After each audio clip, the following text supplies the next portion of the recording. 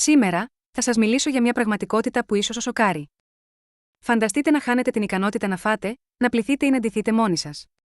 Τι θα γινόταν αν η απλή καθημερινή σας ρουτίνα μετατρεπόταν σε έναν ανυπέρβλητο αγώνα?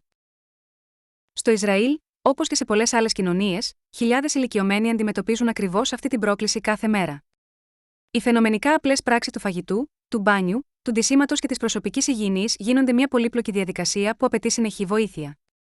Αυτό, δυστυχώς, συχνά υπονομεύει την αίσθηση ανεξαρτησίας και την προσωπική τους αξιοπρέπεια, κάτι που κανείς δεν πρέπει να βιώσει.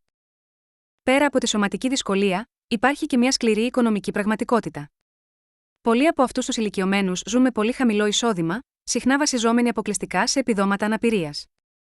Αυτό σημαίνει ότι οι προηγμένες λύσεις που θα μπορούσαν να βελτιώσουν δραστικά την ποιότητα ζωής τους, όπως η θεραπευτική ρομποτική βοηθή, παραμένουν ανέφικτοι για τους περισσότερους. Αυτό είναι ένα τεράστιο ατόπιμα, μια αδικία που πρέπει να διορθώσουμε. Η θεραπευτική ρομποτική βοηθή δεν είναι μια πολυτέλεια, μια φανταχτερή συσκευή για τους λίγους προνομιούχους. Είναι μια λύση που αλλάζει την πραγματικότητα. Αυτές οι τεχνολογίες μπορούν να μειώσουν σημαντικά τον φόρτο εργασίας στον κλάδο της νοσηλευτικής φροντίδας, να αντιμετωπίσουν την έλλειψη προσωπικού και, το πιο σημαντικό, να προσφέρουν στους ηλικιωμένους ανεξαρτησία, ασφάλεια και ελευθερία στη διαχείριση της καθημερινότητάς τους. Μιλάμε για τεχνολογία που επιστρέφει στους ανθρώπους την ικανότητα να ζουν με αξιοπρέπεια. Φανταστείτε έναν ηλικιωμένο που δυσκολεύεται να πιάσει ένα ποτήρι νερό ή να σηκωθεί από το κρεβάτι. Ένας ρομποτικός βοηθός μπορεί να εκτελέσει αυτές τις εργασίες με ακρίβεια και ασφάλεια, χωρίς κρίσεις, χωρίς κόπωση, ανά πάσα στιγμή. Αυτό δεν είναι απλώς βοήθεια. Είναι η επαναφορά ενός ουσιαστικού κομματιού της ανθρώπινης ύπαρξης.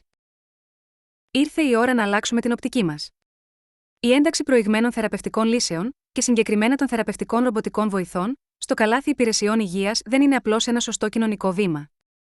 Είναι μια έξυπνη επένδυση στο σύστημα υγειονομικής περίθαλψης και στην κοινωνία μας συνολικά. Με αυτόν τον τρόπο, μπορούμε να εξασφαλίσουμε ότι αυτή η τεχνολογία, που σώζει την ποιότητα ζωής, δεν θα είναι προνόμιο λίγων, αλλά θα είναι διαθέσιμη σε όλους όσους τη χρειάζονται. Γιατί η ανεξαρτησία, η αξιοπρέπεια και η ποιότητα ζωής δεν είναι προνόμια. Είναι ένα βασικό ανθρώπινο δικαίωμα. Εάν πιστεύετε κι εσείς στην αξία της αξιοπρέπειας για όλους, κάντε εγγραφή στο κανάλι μας για περισσότερες τέτοιες συζητήσεις.